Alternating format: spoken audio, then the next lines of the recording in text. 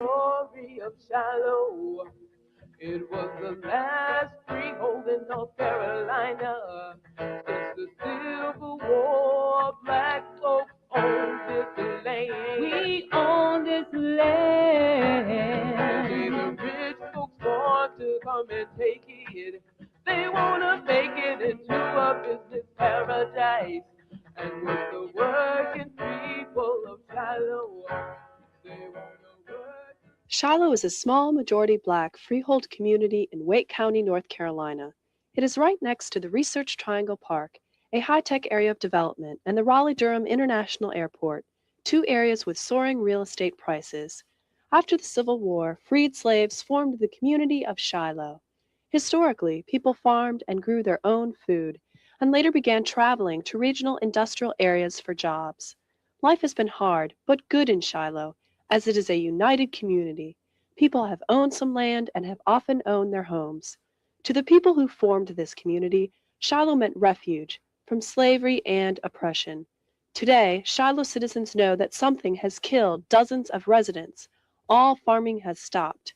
Since August of 1988, Shiloh residents have lived in fear that they are being exposed to toxic contaminants in their water, dumped in their community by Coppers, a wood treatment company. It's just been terrible, to tell you the truth. And I've been afraid to bathe with it. Sometimes I would even take my son down to my mother's and give him a bath because I was afraid of bathing with it, and especially cooking with it. So we canned our vegetables and all from the garden to run us through the winter time. So now at this particular time we're scared to do that because of the contamination in the ground. We think that also come up and be in the vegetables. This fish pond that's behind my house, the fish in it that are so toxic that there's nowhere in North Carolina is it approved to burn, bury, or store the fish that is in my pond that my family has been eating. The Shiloh community has effectively fought against what they call toxic terrorism by coming together and working through their own organization. Shiloh is one of many African American communities in the U.S., but especially the South, where hazardous waste sites are disproportionately found. Drawing from EPA and U.S. Census data, the United Church of Christ published a nationwide study in 1987 that concluded, race is the most important factor that determines the location of commercial hazardous waste facilities. Also, 3 out of every 5 African Americans live in communities with uncontrolled waste sites. The Black Belt South, or the majority African American counties that form a crescent shape in the South, is the area most at risk in the entire country. Of the 50 states, North Carolina ranks next to last in both the average manufacturing wage and the percentage of unionized workers. The corporate toxic terrorism on the Black Belt community of Shiloh puts the residents there even more at risk, since they already face the double oppression for being black and for being workers. It's very hard to make a living. A lot of people who live in Shiloh work in industries that pay minimum wage or slightly higher, $5 or something like that an hour, and most people have to work part-time jobs too. If we get sick or anything, we're not even able to pay the doctors and the hospitals and all like that when we're having to pay $1,000 a day or whatever the case may be. The Shiloh community has long recognized the need for organization to address these oppressive conditions. Shiloh has a history of struggle. From the end of slavery, people, struggling to own property, the community just struggling to make their own survival. The community had a co-op, where people bought and sold their goods there. In 1985, the Shiloh community, under the leadership of women from the Home Demonstration Club, formed the Shiloh Coalition for Community Control and Improvement to unite against the development attacks on the community, such as industrial and airport growth, property value inflation, road development, zoning changes, and foul and depleted water. The organization achieved a number of victories on roads and zoning. The Black Workers for Justice provided organizational assistance, helping the Shiloh Coalition to develop its course of action. The Shiloh Coalition was closely united to the church, which has been a unifying force in the community. The main goal of the Shiloh Coalition for Community Control and Improvement is just that, community control an improvement to maintain a certain standard of living in the community and have control over what the future of our community will be like. Today, the Shiloh Coalition is focusing much of its organizing efforts on the toxic terrorism in their community. So one of the first steps was gathering information and investigation, and then shortly following that, meetings to let people know, what had going on, and make them aware of the contamination of the wells, and then set up a program with how to deal with that. The Shiloh Coalition, which includes workers and union representatives, quickly saw the need for the community to bring together its own body of information on the water contamination. In April of 1989, the group organized a public hearing. This event combined the input of community members, workers, and their allies. We invited different elected representatives there to hear what was going on. We had panelists who were labor leaders in the area, community leaders, legal attorneys, just people who we've had dealings with, just to come and collect testimony about exactly what was going on in the community, how this contamination issue had affected the community, and that was a major stepping stone for us. With the information they gathered, the Shiloh Coalition pieced together the details of the contamination. From 1968 to 1975, the Koppers Company processed treated wood using PCP or pentachlorophenol. Workers in the treatment building sprayed a mixture of PCP and IPE, or isopropyl ether, onto wood. PCP solution that didn't penetrate wood was wasted directly to lagoons and a pond on site. From these areas, the contamination easily traveled to underground streams throughout Shiloh. In other sections of the plant, workers cut, drilled, and sanded the wood. Koppers bought the plant in 1962, providing the first source of industrial jobs in the area. Many Shiloh residents worked at the Koppers plant, and for them, the health effects have been severe. All the ones I know that worked in the treatment process that I knew that were good friends is dead. They just dropped dead.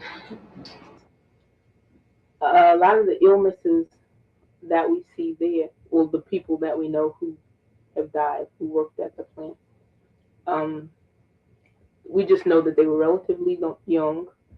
The sicknesses were not something that went on over years. As the Shiloh Coalition uncovered the basic facts of the contamination, they also uncovered the details of a long-term information blackout on the part of Koppers and some governmental agencies. As early as 1972, Koppers was recording the existence of PCP in wells at the plant. In 1980, the EPA identified high levels of PCP in the Koppers Pond sediment, 6,000 times that acceptable in groundwater. The EPA's investigation was considered complete when Koppers agreed to remove waste piles and contaminated pond sediment.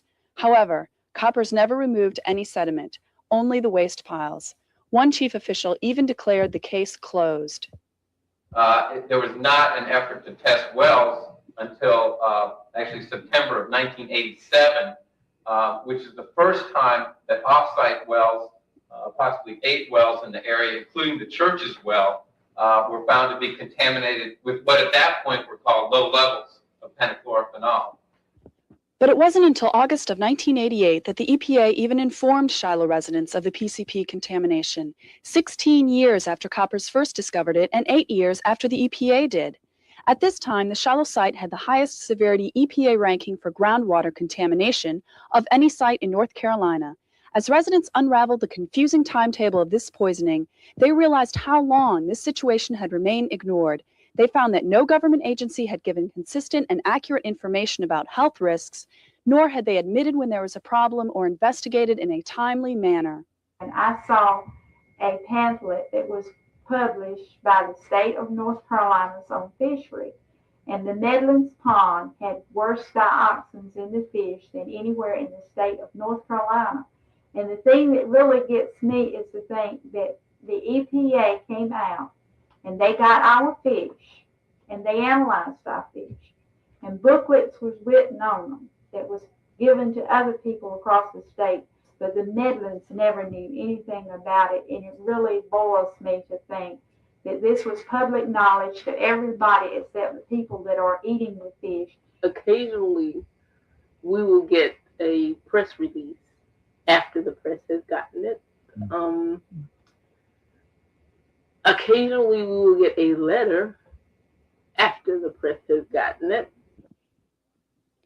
Workers have come forth with the details of the information blackout that they endured while working at the plant.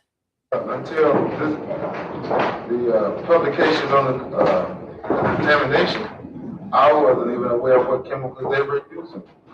Coppers never told me anything about it in health working at the plant. They should have been telling us at least once a month or every 6 months this stuff could be hazardous to your health or whatever.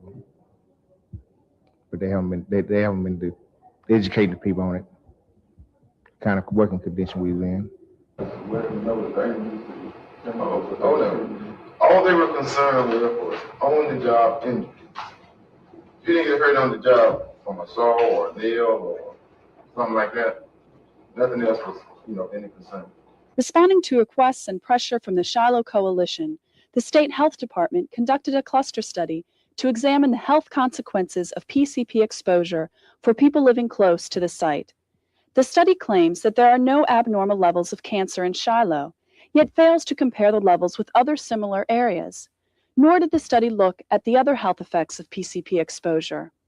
We feel like it was very premature to say that there is no health problem here. In fact, it was irresponsible to say that there's no health problem here, given the fact that a number of the problems we're not going to see for a long time. Although the EPA continues to state that there are no health effects among Shiloh residents due to the contamination, they have notified numerous residents not to drink their well water or to take baths in it. Reputable studies indicate that Shiloh residents have been subjected to quantities that put them at risk. The well at the Shiloh Baptist Church has PCP contamination 31 times the level that causes cancer in animals, according to levels determined by a national toxicology study. 8 countries have entirely banned the production of PCP. Also present in commercial-grade PCP are dioxins, the most potent cancer-causing compounds known on Earth.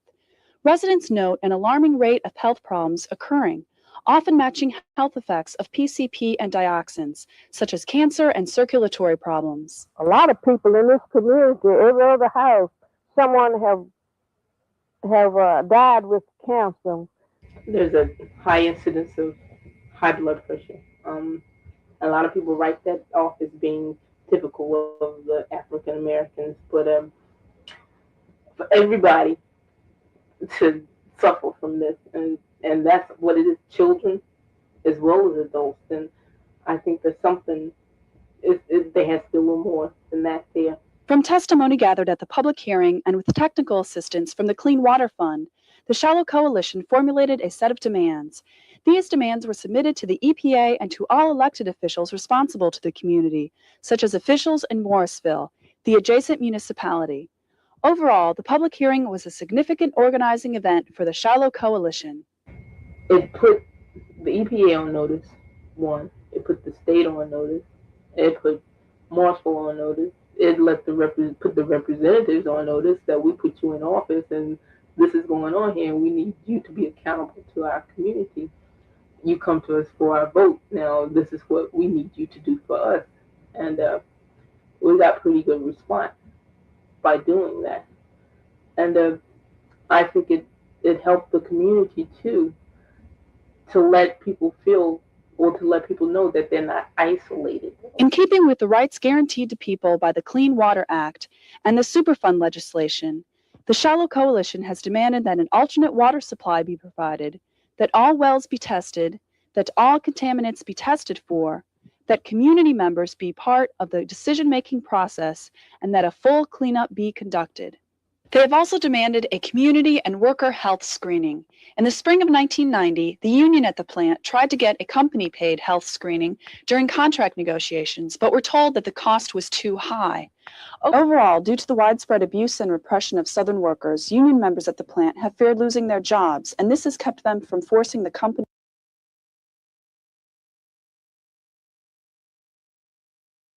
to be accountable to both the workers and Shiloh residents.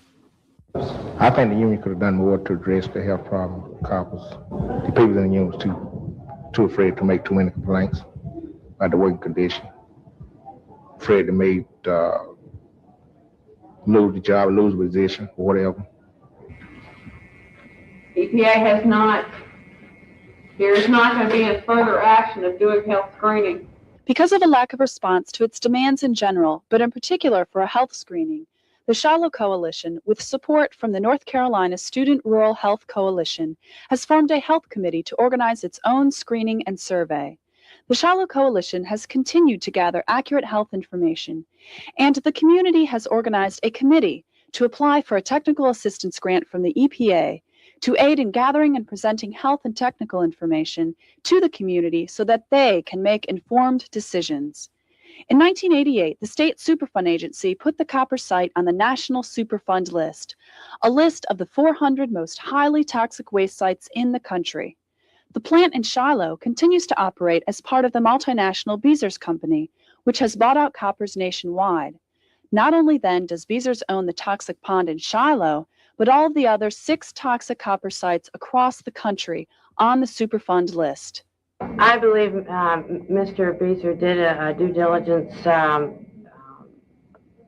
study of coppers before he purchased it, and I think he felt that it was a good buy. The Shiloh Coalition is pressuring Beezers to be accountable to both the community and workers, since they now legally bear responsibility for the cleanup. If they have messed up, I think that they ought to clean up.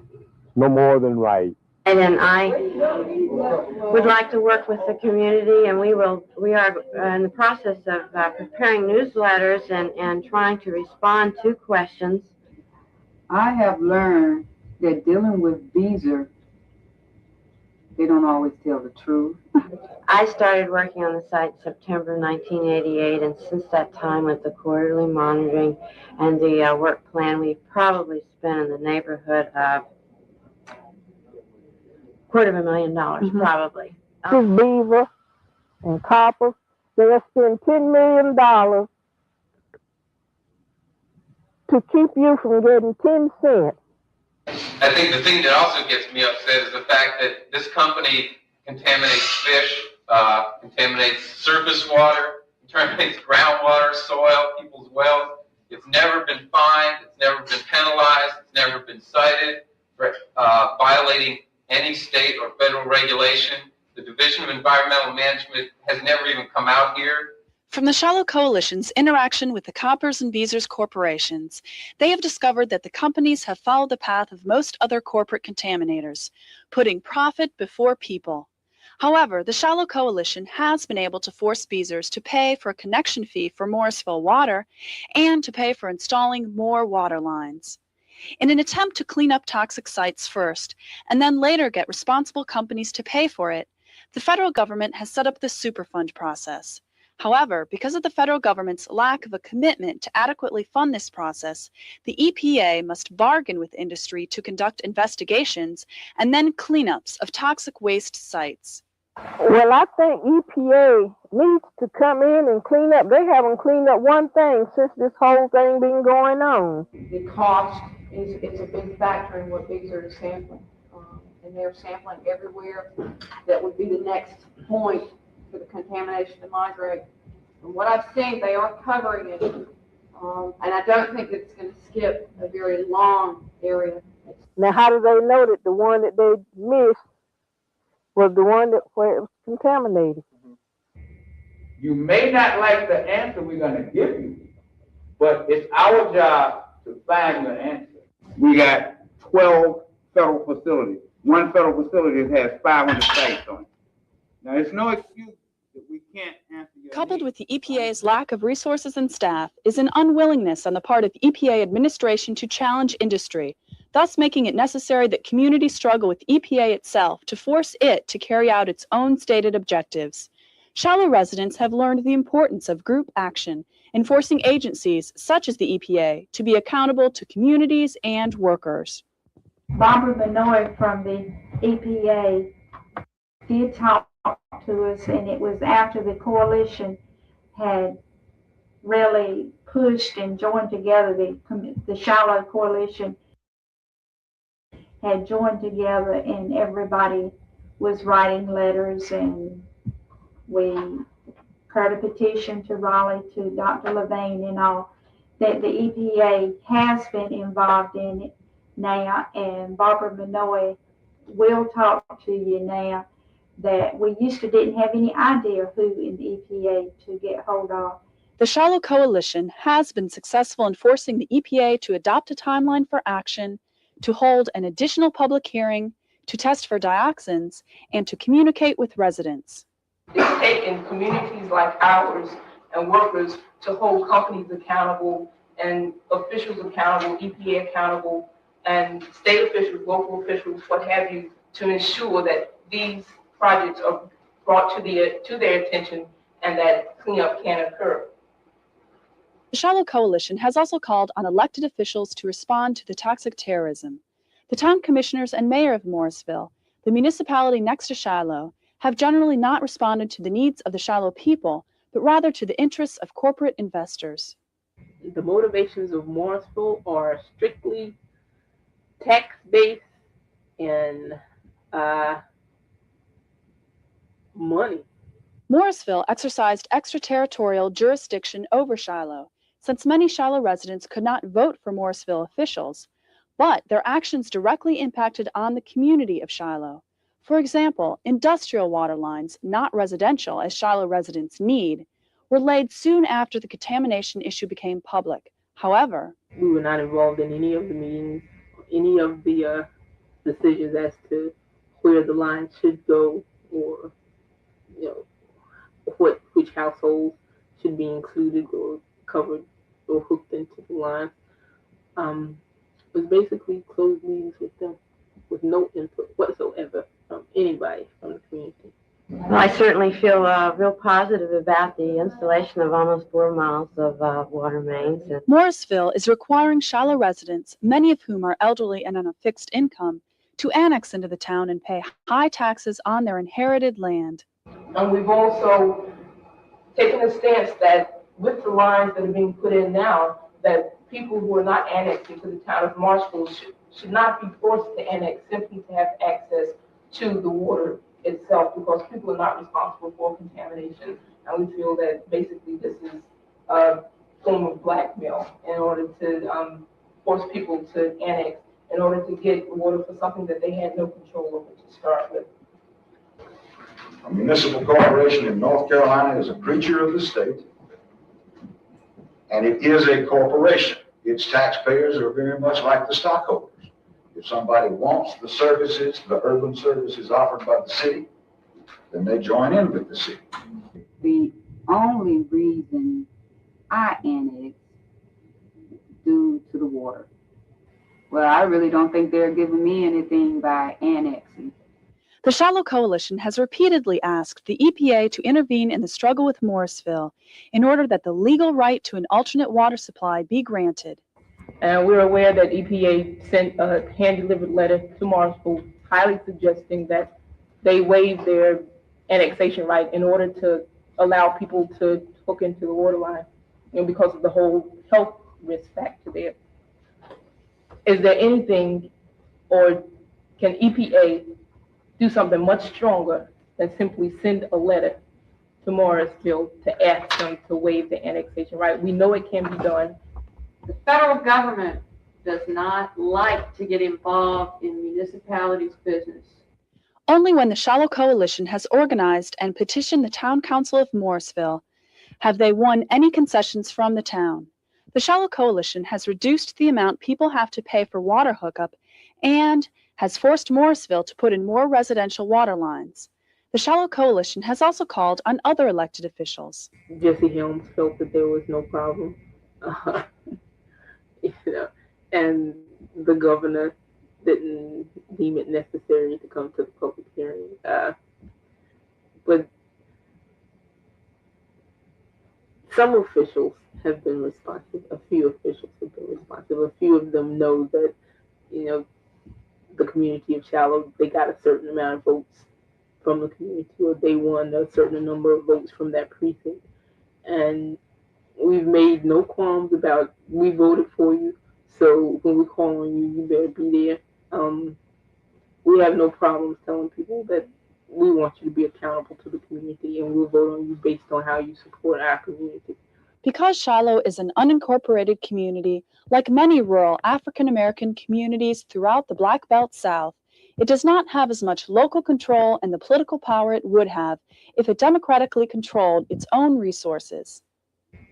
Not being incorporated, in my eyes, has been a barrier to the work because we've had to deal with a lot of problems we wouldn't have had to deal with if we were incorporated, namely zoning issues.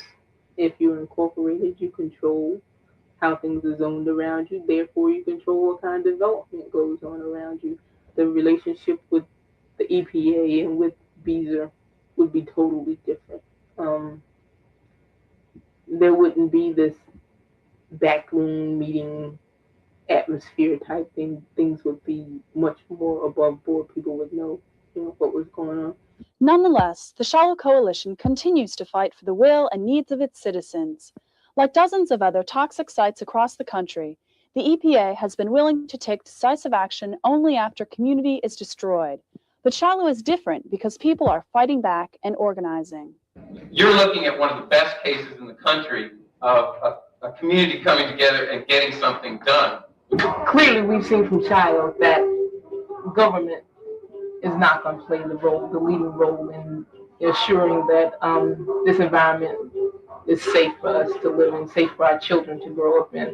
It's only when grassroots people are organized, do stand up, do speak out, are determined to fight, are determined to do whatever it may take to get a situation cleaned up or to get attention drawn to an environmental problem that things happen. Overall, by their organizational strategy, the Shiloh Coalition has challenged the information blackout and gathered their own information, which they have used to educate the community. With this knowledge, they were then able to formulate and fight for their demands, which has forced the EPA, Morrisville, and the Beezers Company to act quicker and to be more responsive to the needs of the community.